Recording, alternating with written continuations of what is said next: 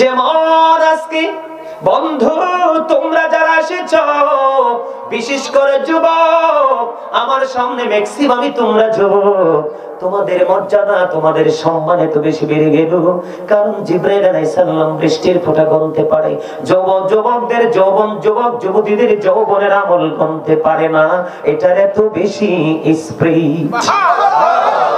যৌবনকালে তোমরা বেশি বেশি করে আমল করো, কাল হাসরের দিন সোহাত উপরে থাকবে সূর্যটা, সূর্যের তাপে মাথার এই মগজটা গরুর গোশত যেমনি বিয়ে বাড়িতে পাতিলের মধ্যে টকবক টকবক করে উঠরায়, কুরবানির ঈদের দিনে গরিব ধনী নাই সবার ঘরে বড় পাতিলে গোশত উঠরায়।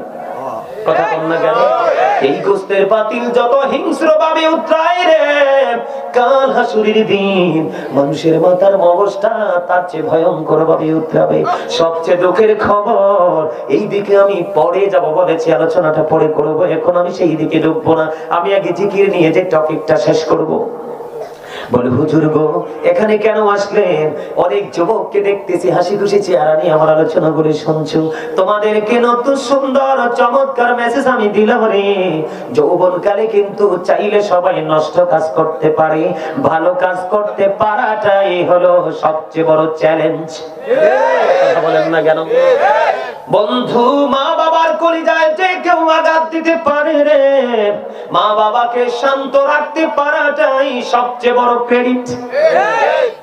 মসজিদে আযান শোনার পরেও নামাজ ছাড়তে যেই কোনো লোকে পারে, কিন্তু হাইয়া আলাস সালাহ বলার পরে যিনি মসজিদে যায় এটাই হলো তার সফলতা। কথা বলেন না কেন? ঠিক এক্সাম্পল হলো আজকের এই মাহফিল। ও যুবক তোমরা টেনশন করো না, জিকিরের জলসায় বসেছো, গাজী সুলাইমান কুমিল্লা থেকে এসেছে, প্রাণ ভরে আলোচনা শোনার জন্য এসেছো। এই দুনিয়ায় শুধু শান্তি না, এই শান্তি তোমাদের জন্য পরকালে বরাদ্দ থাকবে যদি এইভাবে কাজটা তুমি ধারাবাহিক ভাবে চালিয়ে যেতে পারো।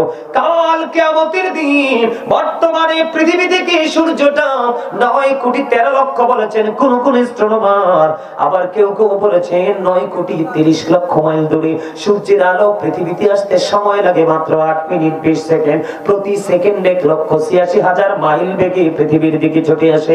এটা দৃশ্য নূরের গতি, অদৃশ্য নূরের গতির পাওয়ার আরো বেশি। জোরে জোরে কোন আল্লাহু আকবার। আজকে 9,30,00,000 মাইল দূর থেকে সূর্যের আলো আসে, সইতে পারি না। কাল হাসরের দিন মাত্র সোহাত পড়ে থাকবে, মাথার মগজটা উতরাবে, সেই দিন কি হবে রে বন্ধু? কিন্তু যৌবনকালে যারা আমল করেছো, নবী এবং নবীর পরিবারকে যারা ভালোবেসেছো, তোমাদের কোনো টেনশন নেই। ও বন্ধু, আল্লাহ রাব্বুল আলামিন আল্লাহর আরশের ছায়ার নিচে ওই দিন সেই যুবকগুলোকে জায়গা দিয়ে দিবে। আমার নবী বলেছেন যুবক হৃদয় খুলে শোনো, আল্লাহর হাবিব বলেছেন আল হাসান ওয়াল হুসাইন সাইয়্যিদ শাবাবি আহলিল জান্নাহ। আমার নবী বলেছেন Imam Hasan and Hussain are the leader of younger people in জান্নাহ। এরে পূর্ব কুতুবপুরের যুবক, তোমাদের কোনো টেনশন করার কারণ নেই। নবীজি তোমাদেরকে আরেকটা স্পেশাল গুড নিউজ দিয়েছে। নবীজি বলেছেন আল হাসান ওয়াল হুসাইন সাইয়্যিদ শাবাবি আহলিল জান্নাহ। নবী বলেছেন Imam Hasan and Hussain are the leader of younger people in জান্নাহ। আমার নবীজি বলে দিয়েছেন আমার কলিজার টুকরা হাসান হুসাইন দুই ভাই জান্নাতে ওই যুবকদের লিডার হবে। দাদা ভাই কি মজা লাগেনি? লাগে? আমি আবার এরকম মুরব্বী পাইলে বেশি খুশি হই, কারণ এটির সিনারা আছে না, এই জায়গাটা প্রেমে ভরা। আর বর্তমান যুগের ম্যাক্সিমাম যুবকের অন্তর হিংসা, নোংরামি আর আত্মগরিমায় ভরা। ঠিকটা বলতে পারছেন না? সত্যটা যদি আপনি স্বীকৃতি নাও দেন তাও সত্য, মিথ্যাটা যদি আপনি ঢেকে রাখেন তারপরও মিথ্যাই। কথা বলেন না কেন? হ্যাঁ, আমার দাদার চেহারা দেখছেন নি? আমি দাদাকে, আরে আমি চিনি, চেহারা দেখলে বোঝা যায়। আমার দাদার চেহারাটা দেখছেন? এটা কি অত্যন্ত গ্লেজি না? নিশ্চয়ই সিনায় প্রেম আছে। আরে ডক্টর আল্লামা ইকবাল বলেছেন যার সাথে নবীর প্রেম নাই ইসলামে তার কোনো মূল্য নেই, যার সিনায় আছে রাসূল প্রেম সেই নামের গুণে উজ্জ্বল তার মুখশ্রী। সুবহানাল্লাহ বলেন না? এই বিয়ে আমি দাদাকে খুশি করার জন্য বলছি না। দেখবেন কত বড় বড় মুফতি মুহাদ্দিস চেহারা দেখলে থুতু ফেলতে নিক্ষেপ করে, থুতু ফেলতে ইচ্ছে করে, ঠিক কিনা বলেন? কন্টিনিউ নবীর আহলে বাইত আল্লাহর ওলি সাহাবাই কেরামদের দুশমনি করছে। এই কারণে তারা যত বড়ই শিক্ষিত তাদের চেহারাটা দিন দিন মলিন হয়ে যাচ্ছে। আরো জোরে কোন না সুবহানাল্লাহ, আরো জোরে। আমার কথাগুলো কি ভালো লাগছে আপনাদের কাছে? এখন আমার মা আমার বোনেরা পাশে পর্দার অন্তরালে, এখন মা বোনেরা মনে মনে বলবে, হুজুর গো আমরাও তো জিকির করতে এসেছি, আমরাও তো আপনাকে ভালোবেসেছি, আজকে আপনি দূর থেকে এসেছেন, এই শীতের মধ্যে ঝিম খেটে বসে আছি, হুজুর আমাদের নেতৃত্ব দেওয়ার মতো কেউ কি নাই গো, আমরা কি অসহায় হয়ে গেলাম? না গো মা না, তোমাদের জন্য স্পেশাল খবরটাও নবীজি দিয়ে গেছেন। নবীজি বলেছেন ফাতেমা তু সাইয়্যিদাতু নিসাই আহলিল জান্নাহ। আমার নবী বলেছেন mother Fatima is the leader of females in জান্নাহ।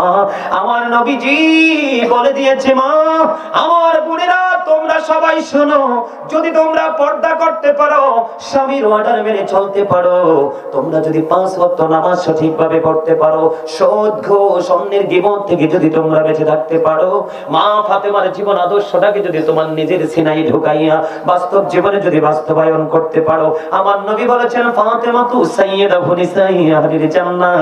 আমার নবী বলেছেন mother Fatima is the leader of females in জান্নাহ।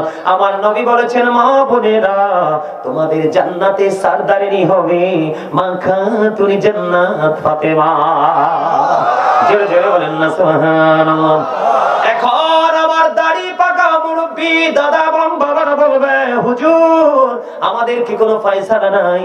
আপনাদের ফয়সালাটা আরো সহজ, যেটা যৌবন কাল থেকে আমল করতে করতে আল্লাহ নবীর জিকির করতে করতে বুড়ো হয়ে গেল, চুল পেকে গেল, দাড়ি পেকে গেল, আল্লাহ রাব্বুল আলামিন বলেছেন ওই দাড়ি পাকনা চুল পাকনা গুলোকে আমার জাহান্নামে পোড়াইতে আমি আল্লাহর শরম লাগে। আওয়াজ তোলে তোলে বলেন না সুবহানাল্লাহ।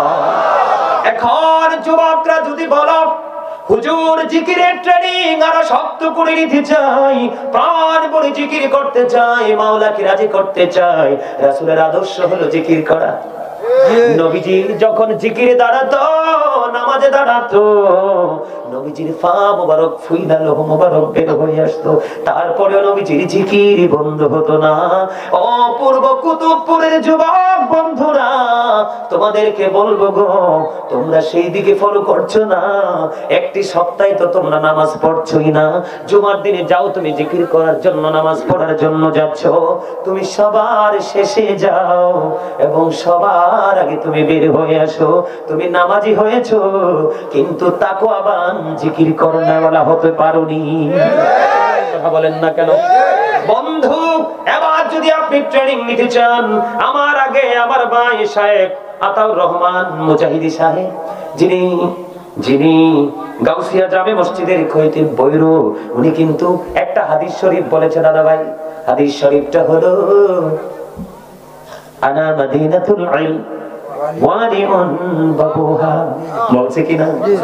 আমার নবী বলেছেন I am a city of education, the gate of that city is Ali. আমার নবী বলেছেন আমি হলাম শিক্ষার শহর, আর সেই শহরের দরজা হলো আমার আলী। তাহলে আপনি কিয়ামতের দিন, কাল হাসরের দিন কি বলতে পারবেন যে আল্লাহ আমি জানি নাই, আল্লাহ আমি বুঝি নাই? এই কথা বললে কি দাঁড়াইতে পারবেন? পারবেন না। তার কারণ আল্লাহ আগে ঘোষণা দিয়ে দিয়েছেন। সূরা ইউনূসের 44 নম্বর আয়াতে আল্লাহ বলেছেন ইন্নাল্লাহা লা ইয়াজলিমুন নাসা শাইয়্যান ওয়ালাকিন্নান নাসা আনফুসাহুম ইয়াজলিমুন। আল্লাহ বলেছেন আল্লাহ doesn't wrong his slave, we are the ones who do wrong। আল্লাহ বলে দিয়েছেন আল্লাহ রাব্বুল আলামিন আল্লাহর বান্দার উপর জুলুম করে না, অত্যাচার করে না, বান্দা নিজের উপর অত্যাচার করে। কোথায় যাবেন বলেন তো? এত ভয়ঙ্কর খবর শোনার পরে মাথা কি ঠিক থাকার কথা? বলেন না, কথা ঠিক থাকা? আল্লাহ কি কয়? আল্লাহ বান্দার উপর অত্যাচার করে না, বান্দা নিজের উপর অত্যাচার করে। যারা অত্যাচারী আল্লাহ তাদের সম্পর্কে আরো ওয়াজ করতেছেন আল্লাহু লা ইউহিব্বুজ জালিমিন। যারা অত্যাচার করে আল্লাহ বলছে তাদেরকে আল্লাহ পছন্দ করেন না। ভালো আরো ভয়ঙ্কর খবর আল্লাহ বলেছেন ওমালিজ জালিমিনা মিন আনসার। তারা যখন বিপদে পড়বে জালেমরা, আল্লাহ তাদের জন্য কোনো সাহায্যকারীও রাখেন নাই। কি করবেন বলেন তো? আর যদি বলেন না উপায় আছে? এই জন্য আপনাদেরকে শেখাচ্ছি জিকির করেন। আল্লাহ রাসূলের জিকির করেন, জিকির করতে করতে আপনি আল্লাহ পর্যন্ত পৌঁছে যাবেন, আল্লাহর প্রিয় হয়ে যাবেন। পৃথিবীতে যত মানুষ আল্লাহর ওলি হয়েছেন সবাই জিকির করতে করতেই হয়েছে, জিকির ছাড়া কেউ হয় নাই। যদি একটা এক্সাম্পল দেই আপনাদেরকে, একটু পড়ে দিব, একটু ধৈর্য ধরেন। বন্ধুরা আমার, আমি আপনাদেরকে জিকির নিয়ে যুবকদেরকে মজা দিতেছিলাম, ঠিক কিনা? আসরের ময়দানে তাদের পজিশনটা কি হবে, তাদের রিসিপশনে কে থাকবে, তাদের নেতৃত্ব কে দিব, এই জায়গা থেকে বন্ধু বলতে চাই রে, বেশি বেশি করে তোমাদেরকে জিকির করতে হবে। আমার দিকে তাকার বন্ধু, প্রত্যেকটা জিনিসকে, প্রত্যেকটা মেশিনকে ক্লিয়ার করার একটা যন্ত্র আছে।